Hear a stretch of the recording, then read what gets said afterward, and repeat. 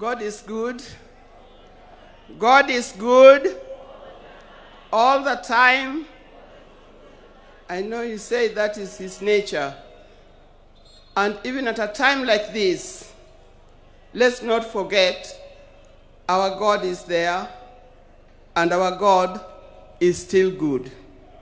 He'll never leave us. He'll never forsake us.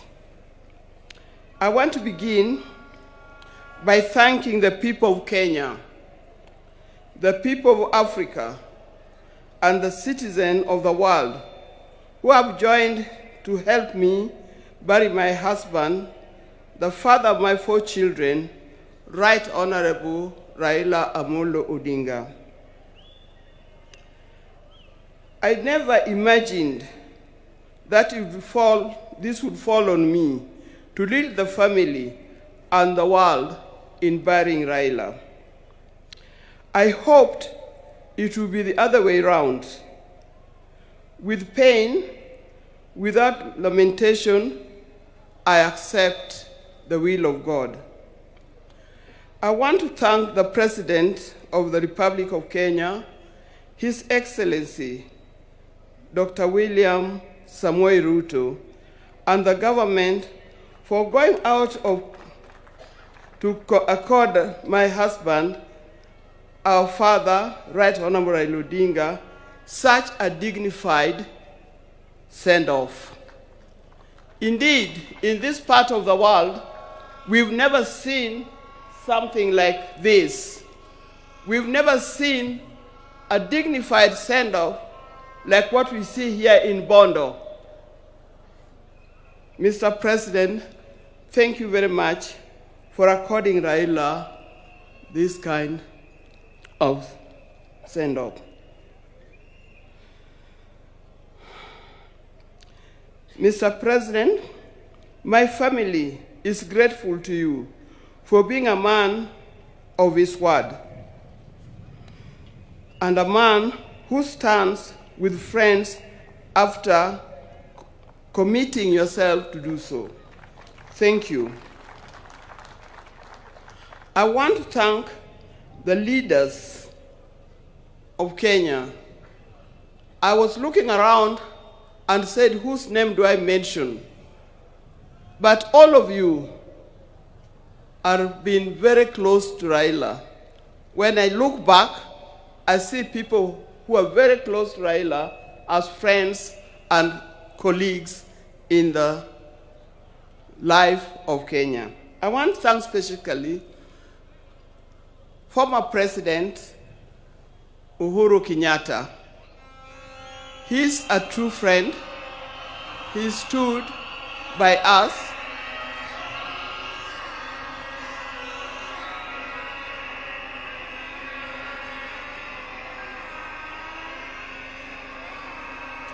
Yes, thank you. I want to thank once again of leaders from Kenya and across the world who have taken their time to mourn with us and to mourn with the family. And for this kind thought, you have spared your time to be here today. I know there are many, many leaders from other parts of Africa. His best friend, Papa Olusegun Obasanjo. Thank you very much for being here. Thank you very much. He comes from Nigeria, for those of you who can remember. And if you remember, after Jaramogi's death, he was here and opened the museum. I would also want to thank Her Excellency, Mrs. Morgan Shangarai from Zimbabwe. Thank you very much for being with us. I know there are many others, and I'm going to write special letter to all others when the time comes, because I'm not able to mention them by word. Your words, your letters, your social media posts has gone a long way in lessening our pain and lifting our spirits. Thank you very much for that. Raila has been my husband for the last 52 years. Many of you who are here are younger than 52 years. You could easily have been our children. Like all the couples and families, we also had our ups and downs. But we've learned one thing, and that is we must talk straight to one another. We must forgive and move on. Now, juggling the family life and public lives exert extreme pressure and demands on us from time to time. I know most of the time we used to say Raila is more of public life, political life, than he is for family life. But every time he came, he gave us what we deserved. I remember he attends to each one of us individually according to our needs. And that is not only his children and grandchildren, but also to his brothers and sisters. When Oburu was here, he didn't emphasize. But I think the next person, after loving me, the other person that he loves, leave alone his children, is Dr. Oburu. Raila would not do anything without consulting with Dr. Oburu. And if you wanted to know more, and you wanted to get to know what he's going to do, if you are clever, you talk to Dr. Oburu first to talk to him, so that he softened the way for you to talk to him.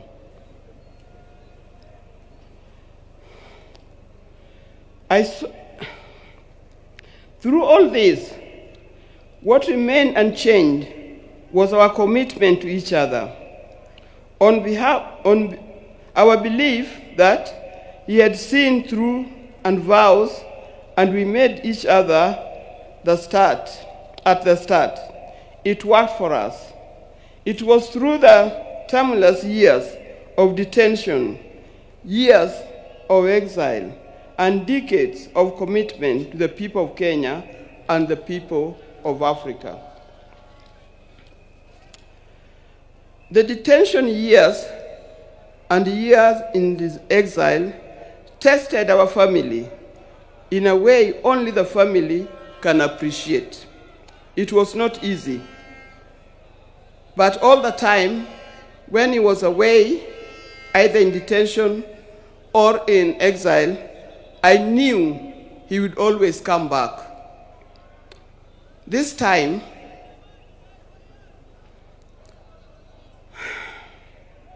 I'll have to join him wherever he has gone, because he'll never come back. But the spirit lives on. When I first met Raila, some 54 years ago, I didn't see his political side. I didn't see it coming either. He was not a politician in any form. I knew his father was, but him was different. And with my friends, then I was at the University of Nairobi, we were young, idealistic ladies who swore not to marry. We swore to marry calm, professional men, not those who give to the loudness of politics. I swore we had no time for the people who are doing political science, the lawyers, and so forth. We didn't know what was coming. In my group, and they know them, the group of the sisters were with at the University of Nairobi, people like Claire Duol, Gladys Okoth, Deborah Kiai, and so forth. You know you very, very well. Out of my group, I was the first one to marry.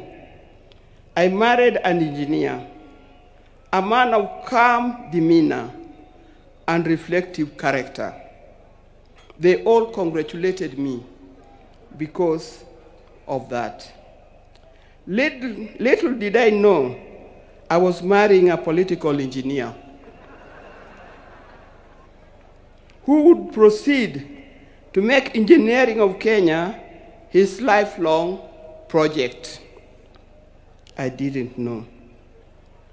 From the turn of events, I came to understand firsthand that they mean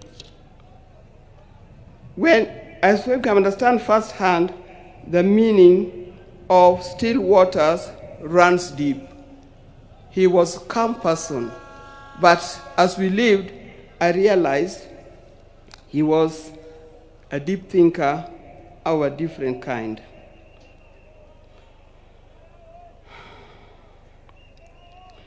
From this turn of events, I come to understand firsthand that Raila was not just an ordinary engineer, but a political engineer. I evolved, adapted, and handled challenges that came my way, courtesy of being Raila Odinga's wife, and those challenges were many. I know if you are to ask the spouses of these politicians down here,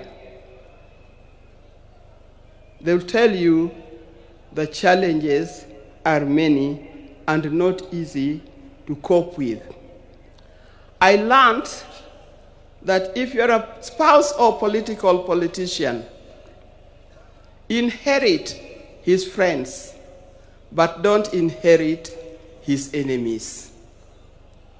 Why do I say this?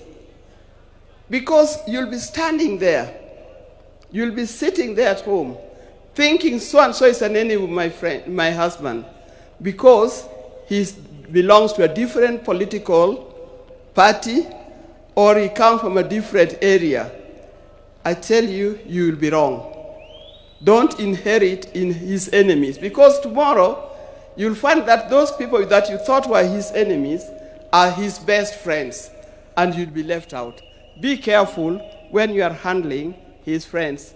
Inherit his friends, but his enemies, let him deal with them the way he made them.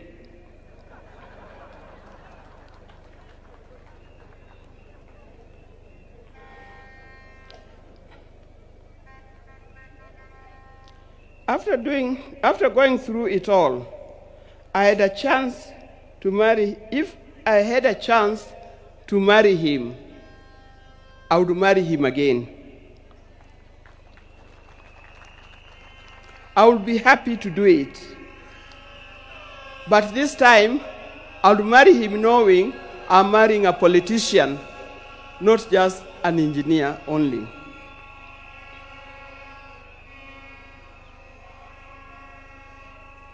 But Raila never really stopped being a production engineer. It has been said, but he also practiced it. He started the East Africa Spectre, the company that manufacturing gas cylinders, and that is thriving in that. Those who are working for East Africa Spectre, please try to keep up his legacy of making it a real big industry that Raila intended it to be. Raila was always disturbed by the fact that Kenya was not moving as fast as he expected. At the turn of independence, Kenya was at par with countries like South Korea, with countries like Thailand. I think we're even ahead of many other large countries. But these countries have moved very fast. They've moved very fast to be first world countries. Kenya, we are still dragging a little. This thing can be changed. I've traveled in many countries. In 1995, during the International Women's Decade that was in Beijing, we went to Beijing, the women of the world went to Beijing, and what I noticed that the tallest building in Beijing was a 4-story building, and it was a hotel. I also noticed, that's me, that many of the people who are working in Beijing, the Chinese, they were wearing what we call overalls, the things that industrialists wear in the factory.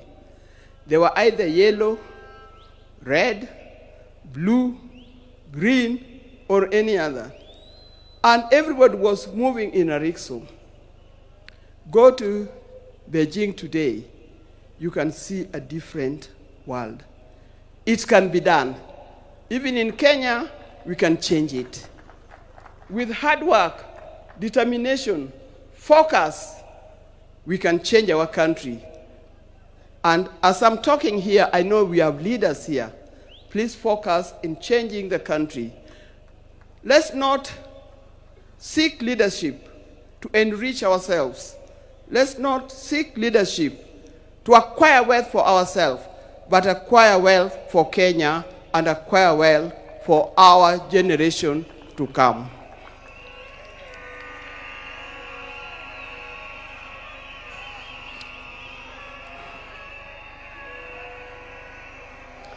In the name of Raila, I appeal that we focus on national wealth instead of personal wealth. I appeal that we work on quality education, education that will lead us to be people that God made us to be. I appeal that we have our nation in order, correct our health institutions so that it gives us the kind of life that we need to live. There are many others.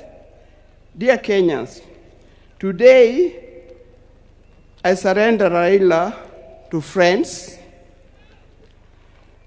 family, and patriots who went ahead of him. I surrender Raila to eternity, and I surrender Raila to all the ages. I know he's comfortable where he is. I know he deserves to be in the company where he is. And I pray that when my time comes, I'll join him there in heaven realms. Fare thee well, my dear husband. Fare thee well, father of our children. Fare you well, the friends of many. If you were to start again, I would be there with you. Thank you, and may God bless you all for being here.